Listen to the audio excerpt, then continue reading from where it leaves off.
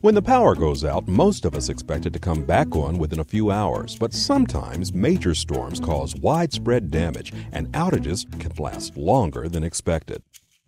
The good news is that your electric co-op's line crews work long, hard hours to restore service safely to the greatest number of members. That's you in the shortest time possible. Ever wonder how they do it? Well, there are 4 steps to restoring power that we should all know about, especially when we find ourselves in the dark.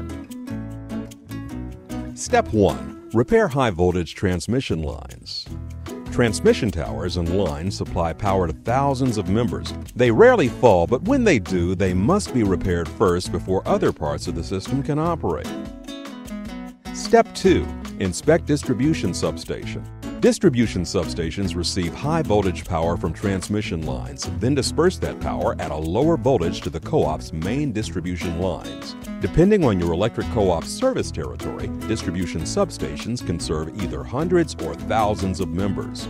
When a major power outage occurs, the co-op's line crews inspect the substation to determine if the problem stems from the transmission lines feeding into the substation itself, or if the problem is further down the line. Step 3. Check main distribution lines. If the problem cannot be isolated at a distribution substation, the main distribution lines are checked first. These lines carry power to large groups of members in your electric co-op's service territory. Step 4. Examine tap lines.